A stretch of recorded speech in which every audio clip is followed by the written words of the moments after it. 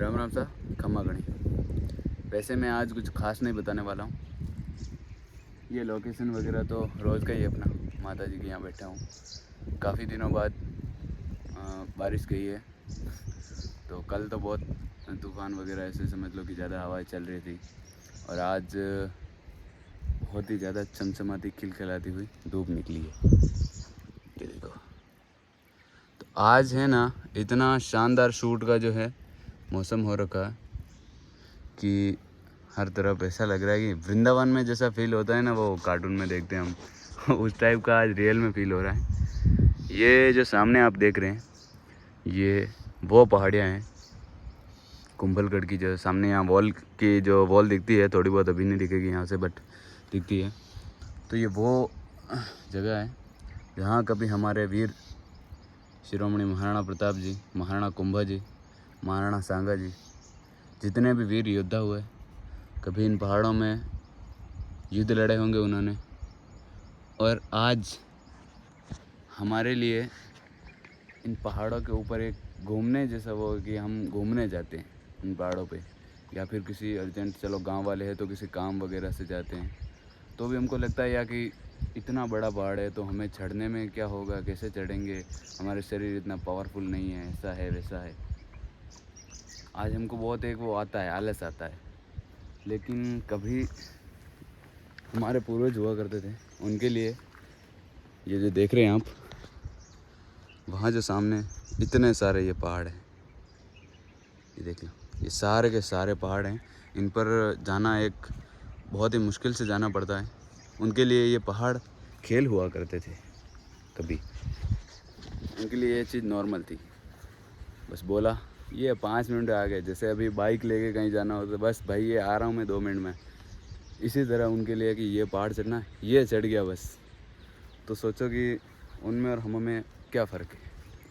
उनका खान पान है ना, बहुत ही शक्तिशाली हुआ करता था, प्योर देसी। कम से कम 99.9 चीज़ें, ऐसे तो 100% समझ लो, बट सब देसी हुआ करती थी। खुद बनाते थे, खुद खाते थे और फिर काम करते थे। जब तक वो जन्म से लेकर मृत्यु तक संघर्षशील हुआ करते थे, तो उनका खान पान बहुत ही अच्छा हुआ करता था और काम करते रहते थे निरंतर। अभी तो क्या, लोग मोटापे से मर जाते हैं, किसी को मोटापा हो गया, फलानी बीमारी वो हो गया। उस टाइम लोग दुबले पतले रहते थे क्योंकि वो संघर्षशील होते थे, काम करते रहते थे। तो उनका जो है ना स्टेमिना उनके अंदर बहुत ही ज़्यादा होता था, सहन शक्ति उनके बहुत ही ज़्यादा होती थी, ताकत बहुत ज़्यादा होती थी। अभी के लोग तो क्या है, जिस तरह कमज़ोर बच्चा जन्म लेता है उसी तरह वो मरता है तब तक रहता है।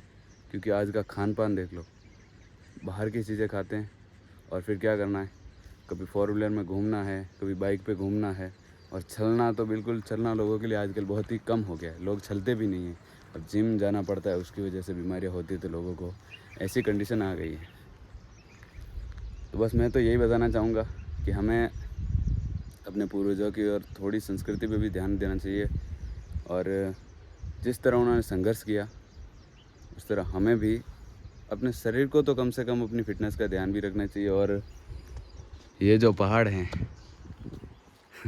कभी हमारे पूर्वज यहाँ रहे होंगे तो इनको नमन भी करना चाहिए कि महान आत्माओं के यहाँ चरण पड़े, और आज हम यहाँ रह रहे हैं, हमारे सौभाग्य की बात है। तो बस मैं तो मेवाड़ की धरा के बारे में आपको कुछ बताने आया था कि कभी ये खेल हुआ करते थे हमारे पूर्वजों के लिए, और आज हमारे लिए हमको लगता है कि बहुत कठिन है इन पर जाना, इनसे गुजरना, इधर उधर जाना। हम जाते तो कहीं पानी की बोतलें, खाना पीना, इतना सब कुछ लेके फिर जाते हैं।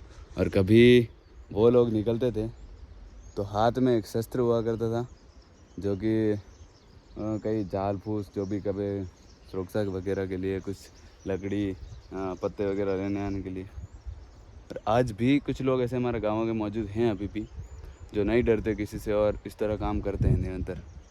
लेकिन बहुत ही कम हो चुके हैं। नई पीढ़ी जो है, जैसे कि मुझे ही देख लो, हमारे टाइप के जो लड़के हैं वो इधर नहीं जाते। हम तो फिर भी चलो, हमारा तो काम पड़ता है, गांव वाले हैं तो हम जाते हैं। बट आज की पीढ़ी को देख लो आप, इस तरह धीरे धीरे संस्कृति ख़त्म होती जा रही है। शायद ये पहाड़ भी अब धीरे धीरे कटने के कगार पे आ जाएं, ये तो नहीं, पर आजू बाजू वाले देख ही लो। जैसे कि अभी सामने उन पहाड़ों पे होटलें बननी शुरू हो चुकी है। ये कुंभलगढ़ का सीन है। तो मिलते हैं किसी अगले ब्लॉग में, तब तक के लिए धन्यवाद। राम राम सा कमागणी।